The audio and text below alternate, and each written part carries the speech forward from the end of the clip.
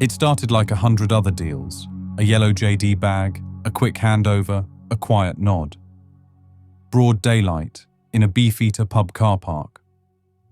The same style bag switched hands outside a GP surgery the week before. Same color, same weight. Half a kilo inside, all pressed, bagged and sealed. Then, on the move again before anyone blinked. This wasn't chaos. It was clockwork.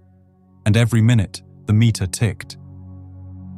Behind it all, a man known only as Thor. Long hair, cold eyes, and no online footprint.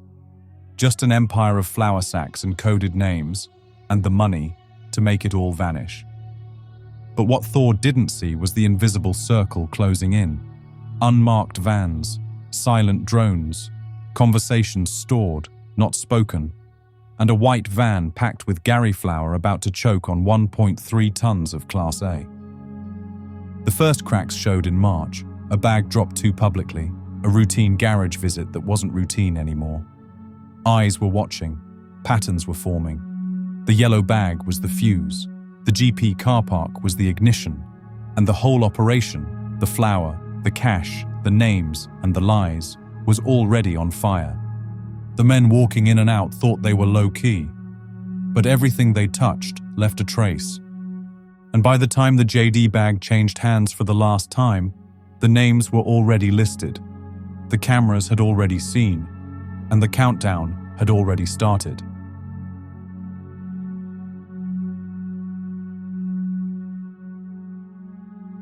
Darren Schofield didn't look like a kingpin. He didn't flash watches or throw champagne, no Instagram, no street talk, just long hair, a quiet walk, and a handle the gang gave him, Thor. And for a while he made it work. Nearly £5 million in profit moved through his hands, clean, undetected, and untraceable. No paper trail and no noise. Just weight moving from port to warehouse, from van to car park, then into the bloodstream of the city. He wasn't the kind of man who took risks with street dealers. He built clean fronts, units at trading estates, contacts that spoke in weight and price. He knew the numbers down to the cut. He knew where to lease, who to trust, who to let speak, and when to shut them down. But even with all that silence, the cracks were there. Because when investigators finally opened the books, they didn't find 5 million. They found 150 grand. He'd spent the rest, or buried it. Schofield never touched a kilo himself. He never pressed a gram. But his name ran through the cuts, the contacts, the passwords, and the ports. He wasn't loud, he was effective, and that's exactly what made him dangerous. But when you move that kind of money, silence is only temporary.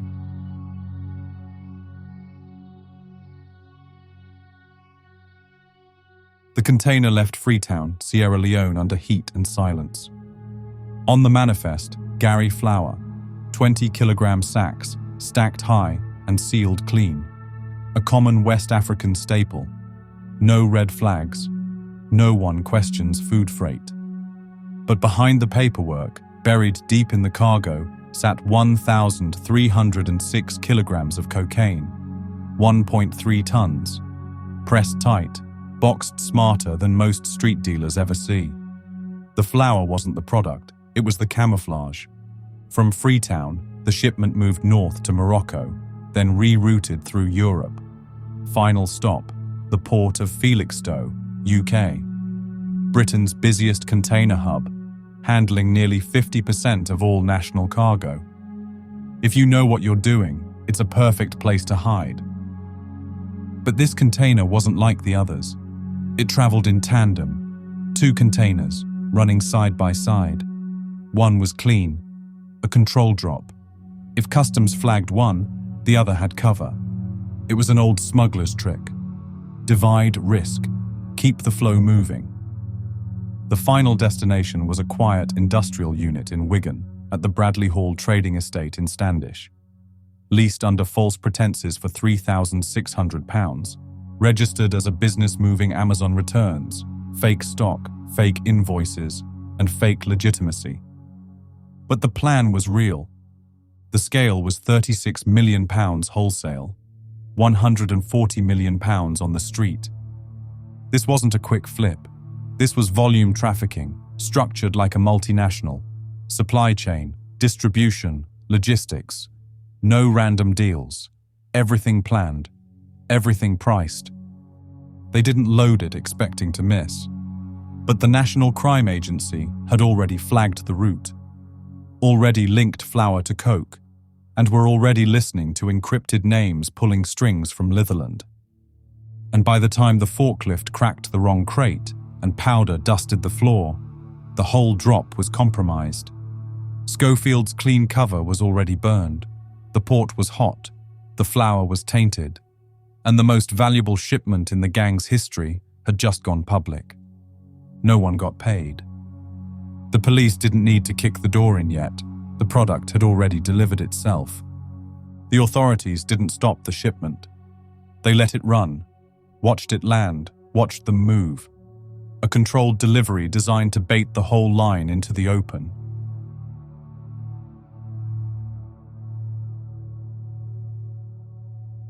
The unit was just another number at the Bradley Hall trading estate in Standish. From the outside, nothing stood out. Metal shutters, no signage, no suspicion. On the books, it was clean, leased by a front company, claiming to handle Amazon returns. The paperwork was light. The fee, £3,600, a throwaway number for a multi-million-pound front. Inside, it wasn't stock being processed. It was product being staged. The first container, the one loaded with the real weight, came in early. The flour sacks were delivered by undercover officers, one container at a time, through the back entrance. No flags, no alarms, just business, as far as the crew knew. The coke was removed and workers moved the flour sacks from the storage unit into a skip. 2 quiet, clear-out days. Nothing flashy, just bin bags, sweat, and silence. They were preparing for Container 2, a second shipment, this time with no drugs at all, just flour. It wasn't backup. It was there as a decoy, to maintain the cover story. The warehouse wasn't a buffer. It was a trap they walked into blind. The lie was too thin, the lease too easy, and the whole cover had already expired.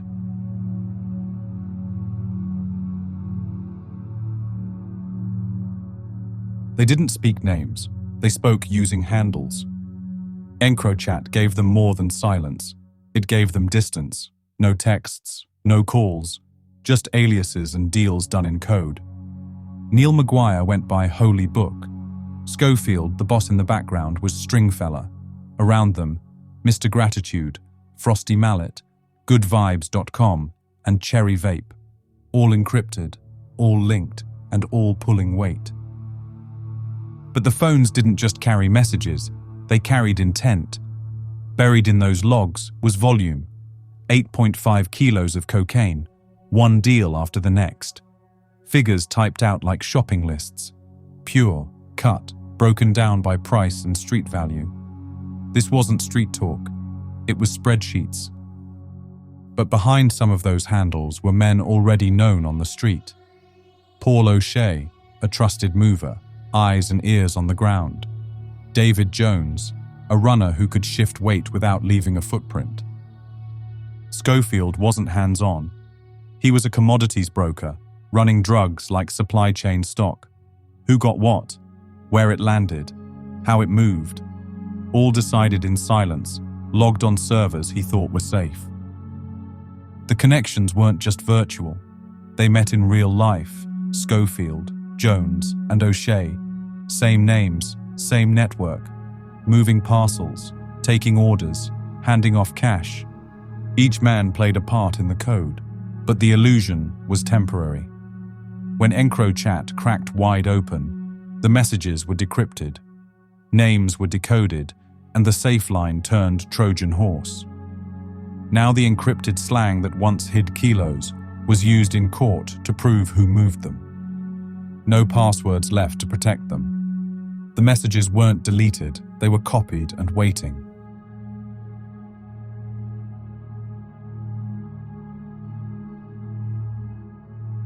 cut came after the shipment. That was the system. Cocaine landed pure, but what hit the street was stretched, milled, mixed, and stepped on. They didn't need a lab. They had Bootle garages, Norton Street, and enough tools to fake quality by the kilo. The stash came in tins, plastic tubs, stacked containers. Nothing traceable. But open one up, and the smell of chemical dust made the lie obvious. They used tetramycin, a veterinary dewormer with no place in human bloodstreams, sold as cutting agent. Found wrapped tight in brown paper, packed into kilo parcels. Nearly 1 kilogram in one drop alone. From vans to garages, the gear moved quiet. Hidden in bags, passed in seconds, dropped in car parks. Each unit delivered brought another round of cash in. Small handovers, big impact. This wasn't kitchen table mixing. It was measured, industrial, precise. Bags labeled, mixers cleaned down, gloves on, ready to move volume. What looked like junk, tubs in a van, black bags from a garage, was gear that turned 1 kilo into 3. Each gram of filler stretched the profit margin and numbed the risk. Until the Ford Transit on Norton Street was pulled over. Until the tubs were traced. Until the labels matched the logs. That's when the gear stopped being silent, when the plastic barrels stopped looking like cleaning supplies, and when the operation stopped being just about weight and started being about evidence.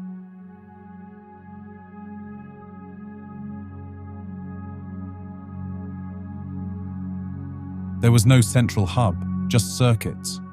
Handovers happened everywhere, and in the open like they owned the street. No shouting, no rush, just yellow bags moving from hand to hand. On March 8th, one of the first real slips occurred. Schofield met a contact at a garage.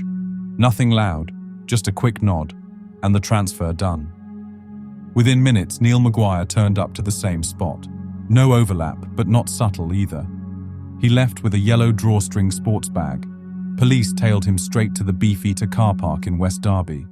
There, he handed it over. Inside, 1/2 kilo of cocaine. The message was clear. They weren't just delivering drugs. They were operating like a relay. On April 28th, the routine repeated. Schofield and Maguire, same flow. This time to Norton Street, Bootle. They rolled up in convoy. A Ford Transit van waited. Out came black bin bags, plastic tubs, metal tins.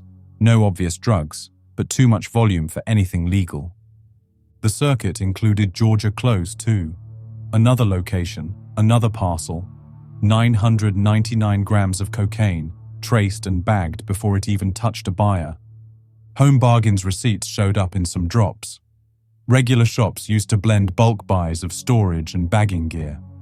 Packaging materials treated like toilet roll, in and out, unbothered. That's how confident they were. Each man had a task. Maguire handled logistics. O'Shea moved cash and wraps. Jones ran the middle. Schofield watched the wheel spin. To the untrained eye, it looked like nothing. Just men passing bags in daylight. But behind each meat was weight, margin, and trust. And the same bag could go from a GP car park in the morning to a dealer's boot by lunch. But the police weren't watching just one bag. They were watching the route, watching the timing, building the map. And by the time the last bag moved, the line had already been drawn around them.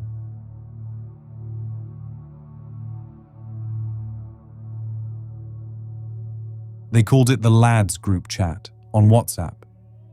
It was simple with no encryption, no cover names, just faces, frustrations, and the inner machinery of a crumbling operation.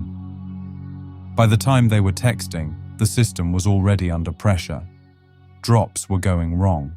Cash wasn't lining up. Orders weren't being filled fast enough. And inside the group, it showed. They weren't dealers bragging about power. They were middlemen complaining about scales not working, about broken packaging, about sloppy work. It was the back room of a street empire, a chat log full of cracks. One of them sent a photo, a kilo parcel, sealed and stamped. Something wasn't right. "Looks underweight," someone wrote. Another replied, "Savage doesn't have an effing clue." They weren't talking to impress, they were venting, loudly and carelessly. The gang had structure on paper, but inside the chat, the tone was different. Less chain of command, more chaos control. They argued about who was dropping where, about bags not sealed right, about who'd take the blame when stuff went missing. The police didn't have to break into this chat, they just read it, straight off the seized phones. No need for codes or servers, just screenshots. It wasn't evidence of a single mistake, it was a culture of collapsing trust. Everyone watching their own corner, everyone keeping receipts. One message stood out, not encrypted, not hidden, just 5 words, sent in the middle of the night. "He's gonna get us all." No one responded. The chat went silent after that. Not deleted, just dead space. But when it came to court, those same screenshots lit up a screen behind the prosecution. Every word, every doubt, every missed drop, all played back, with names, timestamps, and phone numbers attached. The group chat wasn't just casual talk, it was the sound of the empire coming apart.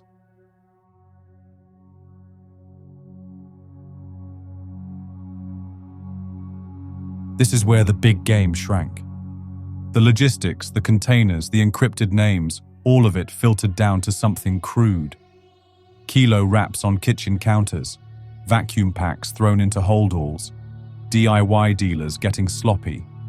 Police raided one house and found a kilogram of cocaine labeled with a sticker, stamped, vacuum-sealed, professional on the surface. But it was lying on a sofa next to a cutting agent and basic gear. No safe house and no plan. At another location, they found nearly a kilo of tetramisol, again wrapped in brown paper.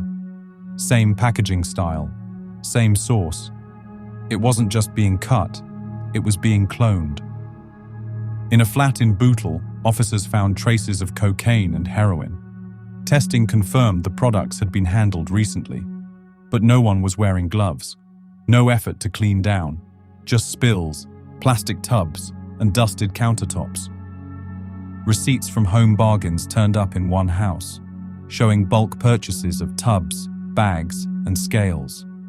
The gang was buying street-level gear at high street shops, not even trying to cover their tracks.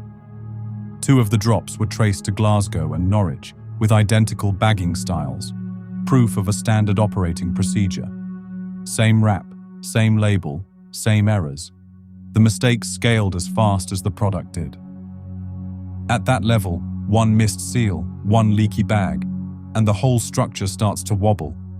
The empire didn't collapse at the top.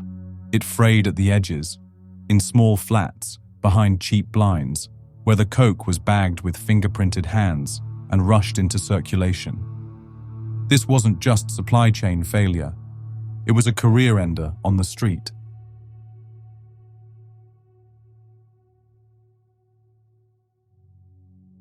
At one point, Carl Dilks walked into arenas under lights, fists wrapped, cameras flashing. A former pro boxer, British title contender, trained for war. But the fight that took him down wasn't in the ring. It was in parcels, passwords, and profit margins. He was a foot soldier turned fixer, known inside the gang as Cherry Vape. No more weigh-ins, just wait. Dilks wasn't caught mid-delivery or in a warehouse. He was caught in the middle of everything. The coded conversations, the drug talk, the encrypted network that had already started to fold. His handle was picked up through EncroChat logs, pinned to deals in Bootle, tied to supply runs that crossed borders. The messages were casual, confident, full of pricing talk and street code, but once decrypted, it read like a ledger. Prosecutors called him a key link in the supply chain. Not the boss, but trusted. Steady hands. ex-athlete discipline now repurposed to move Class A. When the trial came, the gloves were off. No jury needed. The weight of evidence sat heavy enough. Dilks pleaded guilty to conspiracy to supply cocaine. Sentence, 8 years and 8 months. No fanfare, no headlines. Just another name on the list. Cherry Vape went quiet. The fall wasn't loud. It didn't need to be. 1 minute he was shaking hands with fight promoters. The next, he was moving kilos for a man called Thor. And when the empire fell, no one came to raise his hand.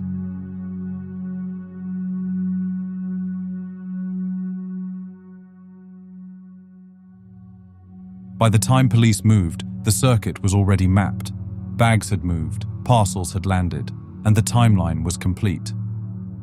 On April 28th, Schofield and Maguire met in public. Again. This time in Bootle, outside a garage on Norton Street. A Ford Transit van was parked up. Black bin bags, metal tins, plastic tubs, all shifted like junk.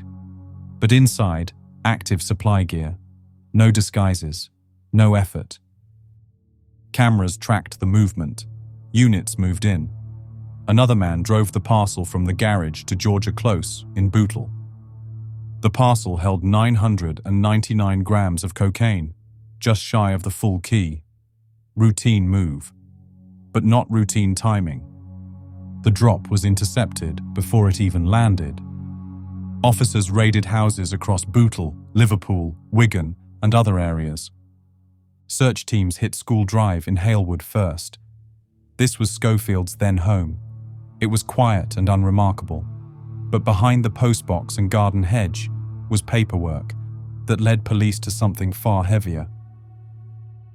A second address, Melrose Road in Kirkdale. That's where they found it, a full drug mixing site, buried inside an otherwise normal property. The space was set up like a production line. Chemicals lined the shelves, cookers, molds, and metal stamps stacked beside industrial presses. The smell hung in the air, flour dust mixed with solvent. This wasn't storage, it was a factory, ready to stretch 1 kilo into 3.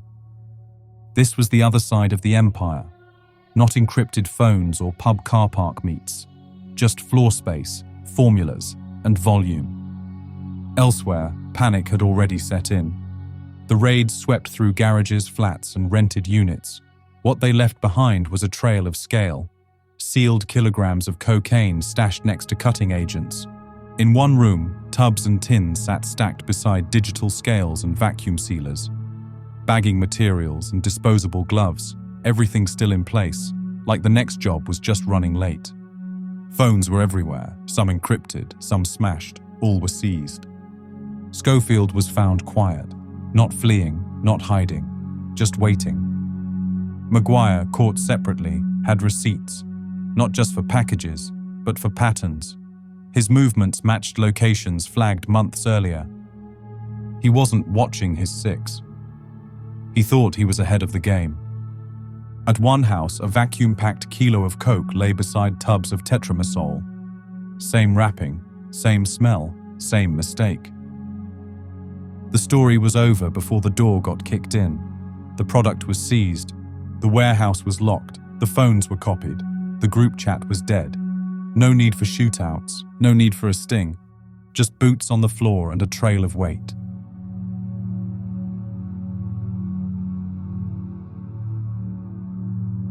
By November 29th, 2023, the net had closed. 9 arrests across Merseyside and Lancashire. 7 charged with conspiracy to import cocaine between 2020 and 2023. Darren Thor Schofield, the mastermind, was sentenced to 20 years for orchestrating the 1.3-ton shipment disguised among Gary flour. Stephen Martland, aged 70 and behind the Returns Front Company, received 21 years. Paul Mockett, who bought chemicals and controlled logistics, got 13 years and 6 months. Neil Maguire, the Liverpool link, pleaded guilty to dealing multi-kilo loads and got 11 years, 4 months. Paul O'Shea, handing over kilos and ingredients, was jailed for 6 years. David Jones, found with tetramisol packets and supply links, was sentenced to 3.5 years. And Darren Wetton, involved in cannabis supply, escaped immediate imprisonment, with 12 months suspended for 18 months. Each name was sealed, location history, and chat logs no one could deny. They weren't stitched up. They were stripped bare. Phones, vans, labels, parcels, and receipts. It all grasped them up.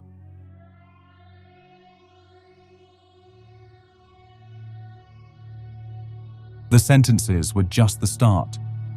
The system wasn't finished. It wanted the money back.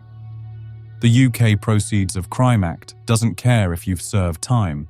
It cares what's left to your name. And Darren Schofield still had a price tag on him, at least in the courts. The court calculated his benefit at 4.8 million in clean-cut profit. Not guesses, not street value. Real bankable money that moved through hands, bags, and routes. But when it came to clawing it back, reality sank in. The total assets they could actually recover, £155,930.26. That's what was left. The cars were untraceable. The cash was already laundered or gone. No savings, no offshore leads, just crumbs. That was the game. Spend fast, disappear the rest. But proceeds of crime orders don't disappear.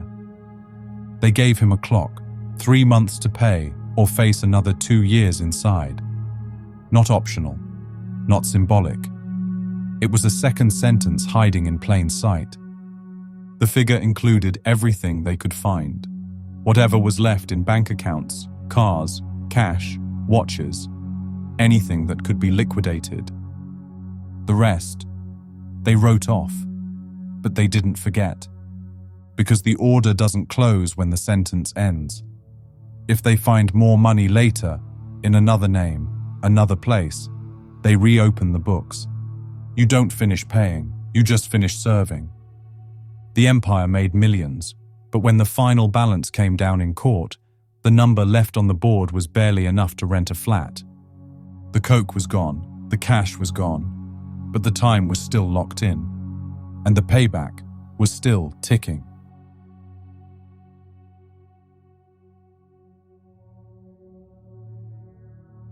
There's no skyline view from a 7x10 cell, no buzz, no payout, just time. This is how the game ends when it runs out of space. No headlines, no gunshots, just a quiet door locking behind the last bag moved. They thought they could stay ahead of the drop, stay cleaner than the risk, move weight like shadow, gone before the light hits. But there's no fast exit from a slow collapse.